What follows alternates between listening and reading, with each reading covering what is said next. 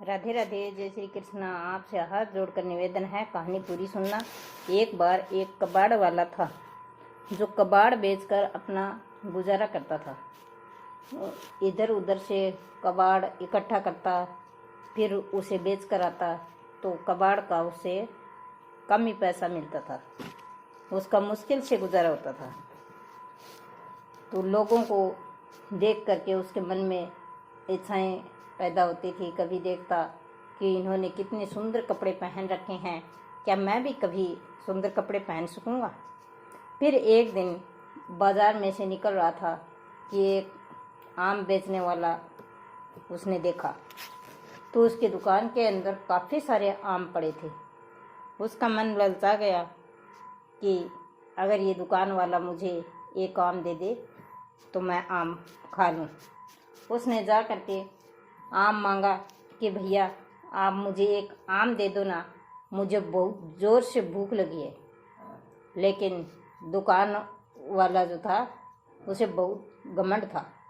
उसने कहा 30 रुपये का एक आम है, ला पैसे दे।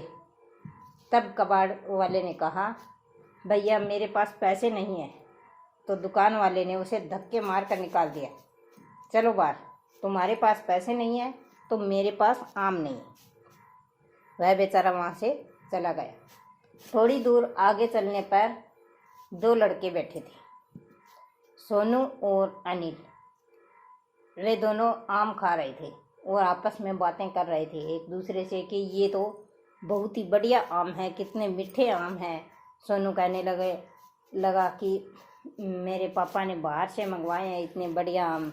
ऐसे करके दोनों खुशी खुशी आपस में बातें कर रहे थे। तो वह कबाड़ वाला उनकी तरफ देख रहा था और उसका मन कर रहा था कि अगर मुझे आम मिल जाए तो मैं भी एक आम खा लूँ। तभी सोनू और अनिल दोनों उससे पूछने लगे क्या तुझे भी आम खाना है। तब कबाड़ वाले ने हाँ कर दी तो उसने आगे आम लेकर के उस कबाड़ वाले के आगे ऐसे हाथ फैलाया। जब कबाड़ वाले ने आम लेने के लिए हाथ फैलाया तो सोनू और अनिल ने हाथ वापस कर लिया और उसका मजाक बनाया। मजाक बनाने पर वह उदास होकर वहाँ से चल पड़ा और बिल्कुल उदास हो गया। थोड़ी दूर चलने पर आगे एक ऋषि पड़े हुए दिखाई दिए उसे, जो बेहोश होकर गिर पड़े थे गर्मी के कारण। तो कबाड़ वाले ने देखा कि एक ऋषि जो है वो बेहोश हुए पड़े हैं। उसने भाग करके और ऋषि को संभाला, पूछा महाराज आपको क्या हुआ, महाराज आपको क्या हुआ। ऋषि नहीं बोले। तब उसने सोचा कोई बर्तन लेकर के मुझे पानी लाना होगा कहीं से। उसने कोई बर्तन ले करके और पास की नदी से पानी ला करके और उसके मुंह के ऊपर छींटे लगाए और थोड़ा सा पानी ऋषि को पिला दिया। उससे ऋषि होश में आ गए और उठकर पूछने लगे कि आप कौन हैं और यहाँ क्या कर रहे हैं और मैं यहाँ कैसे गिरा, मुझे कुछ पता नहीं, आप मुझे बताइए। तब उस कबाड़ वाले ने बताया कि महाराज आपकी ये दशा थी, आप गर्मी के कारण चक्कर आ करके गिर पड़े थे और मैंने आपको पानी पिलाया, आपके मुंह के ऊपर छींटे लगाए हैं, इसी से आप उठकर बैठे हो गए। तब महाराज ने कहा कि मैं आपकी सेवा से बहुत प्रसन्न हूँ, मांगिए आप क्या मांगना चाहते हैं। तब कबाड़ वाले ने कहा नहीं महाराज मैं कुछ नहीं मांगना चाहता। तो ऋषि कहते हैं आप इतने उदास क्यों हैं।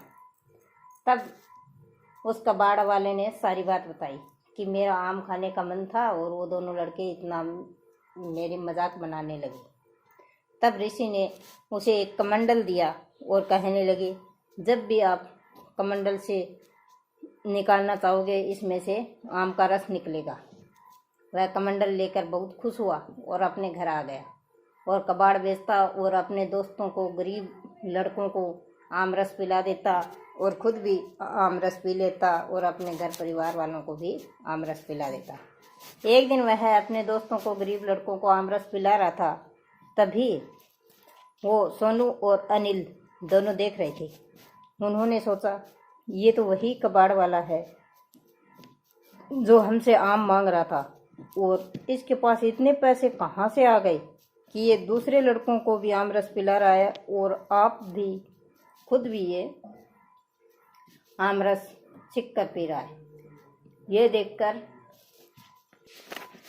फिर सोनू और अनिल दोनों छिप कर देखने लगे कि ये कहाँ से लाता है आम रस और कहाँ से पैसे लाता है। तब उन्होंने देखा कि ये कमंडल से निकालता जाता है और पीते जाता है। जितना भी आम रस निकालना चाहता है उतना भी इस कमंडल से निकल जाता है। उन्हें पता चला तो उन्होंने सोचा हमें इस कमंडल को चुराना होगा। उन दोनों ने कमंडल को चुरा लिया। फिर वो दोनों एक पहाड़ी पर चढ़ गए और दोनों एक दूसरे के साथ झगड़ने लगे।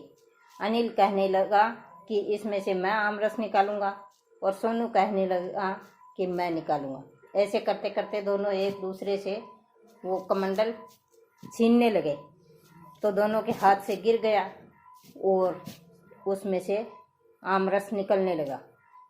जितनी भी बार वह पहाड़ियों से टकराता उतनी भी बार उससे बहुत ज़्यादा आम रस निकल जाता। ऐसे करते करते आम रस की बाढ़ आ गई। बाढ़ आने के कारण पूरा नगर भी आम रस में डूब गया। तो वो दोनों हाय, हमें क्या पता था कि इसमें से इतना आम रस निकल जाएगा। इतना पता होता तो एक हम दोनों में से एक कोई निकाल लेता और दोनों ही पी लेते, लेकिन ये तो बहुत गलत हो गया। ऐसे करते रहे वो पूरे गांव वाले, पूरे नगर वाले ऐसे सोचने लगे ये क्या हो गया, इतना सारा आम रस कहाँ से आ गया, हम तो डूब कर मरेंगे। तब उस कबाड़ वाले ने सोचा कि उस कमंडल को ढूंढना होगा और उसने उस आम रस के अंदर तैरते तैरते कमंडल को ढूंढ लिया।